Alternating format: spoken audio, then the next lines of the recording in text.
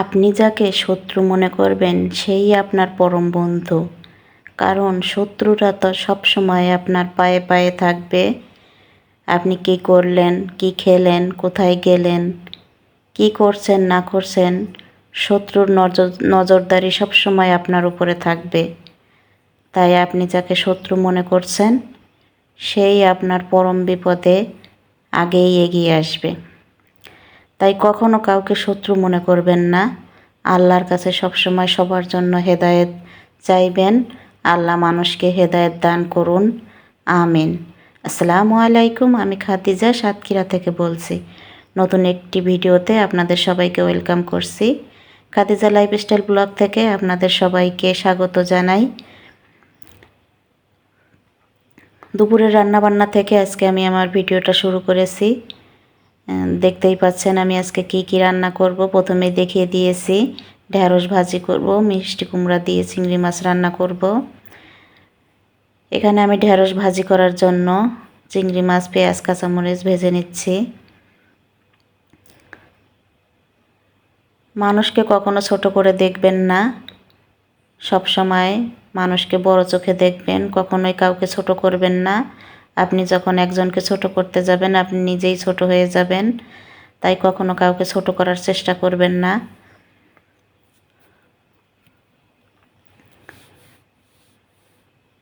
আমরা সবাই মানুষ, মানুষ মানুষের জন্য, মানুষ মানুষ হিসেবে মানুষের পাশে থাকব।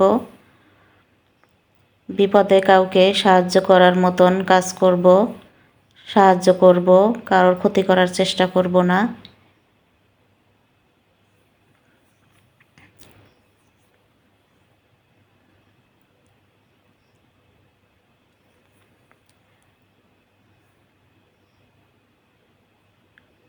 আমি সরিষার তেল খাই, তাই দেখেন আমার রান্না করতে গেলে তেলগুলো ফেনা উঠে যায়।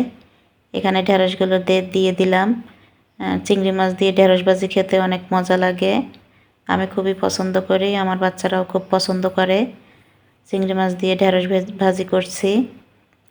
ঢেঁড়সের কালারটা দেখেন কত সুন্দর হয়েছে। আমি অল্প আছে ঢেকে ঢেকে রান্না করব।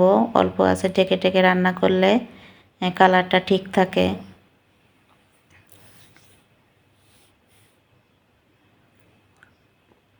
সবজি সবসময় আপনারা একটু কম সেদ্ধ করবেন, একটু হালকা কাঁচা কাঁচা রাখবেন। সবজি বেশি সেদ্ধ করলে সবজির কালার নষ্ট হয়ে যায়, পুষ্টিগুণও নষ্ট হয়ে যায়। ওই জন্য সবজি তো একটু কম সেদ্ধ করে তারপরে খাবেন। এতে আপনাদের সবজির পুষ্টিগুণটা ঠিক থাকবে, যেগুলো আমাদের শরীরের জন্য অনেক উপকারী। কম তেল মশলায় তরকারি রান্না করে খাওয়ার চেষ্টা করবেন। সুস্থ থাকতে হলে তেল ঝাল কম করে খেতে হবে, এতে আমাদের শরীরের জন্য অনেক ভালো। ডাক্তাররা সব সময় বলে তেল ঝাল মশলা কম করে খেতে, কিন্তু অনেকেই খেতে পারে না। অনেকেরই মুখের স্বাদ একটু বেশি থাকে, এই জন্য তারা একটু বেশি মাল মশলা খেয়ে থাকে, যার কারণে তাদের শারীরিক ক্ষতিও হয় বেশি। এখানে আমি মিষ্টি কুমড়াটাও রান্না করে নিয়েছি। ভিডিওর এই পর্যায়ে আমি আমার প্রিয় আপুদের কাছ থেকে একটা লাইক চেয়ে নিচ্ছি। আমার প্রিয় আপুরা যারা এই পর্যন্ত আমার সাথে আছেন, আপুরা ভাইয়েরা সবাই আমার ভিডিওতে একটি লাইক দিয়ে দেখা শুরু করবেন। ছোট ছোট ভিডিও শেয়ার করি, এতে আপনাদের বোরিং হওয়ার কিছু নেই। 4-5 মিনিটের ভিডিও শেয়ার করি, কেউ টেনে টেনে দেখবেন না, ফুল ওয়াচ করে দেখবেন।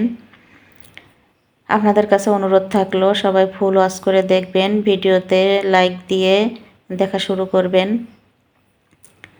অনেকে ভিডিও টেনে টেনে দেখে, লাইক দেয় না, তাই সবার কাছে অনুরোধ থাকলো লাইক দিয়ে ভিডিও দেখা শুরু করবেন। ফুল ওয়াচ করে সুন্দর একটা গঠনমূলক কমেন্ট করবেন। এখানে সন্ধ্যার নাস্তা নিয়ে আসছে, ডাল পুরি নিয়ে আসছে।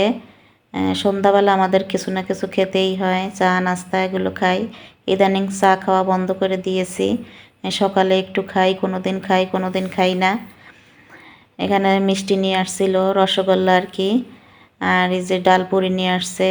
এখন সস দিয়ে এগুলো খেয়ে ছেলেরা সবাই পড়তে যাবে। ভিডিও শেষ পর্যায়ে চলে এসেছি। সবার কাছে অনুরোধ থাকলো ভিডিওটি ফুল ওয়াচ করে দেখবেন। আসসালামু আলাইকুম।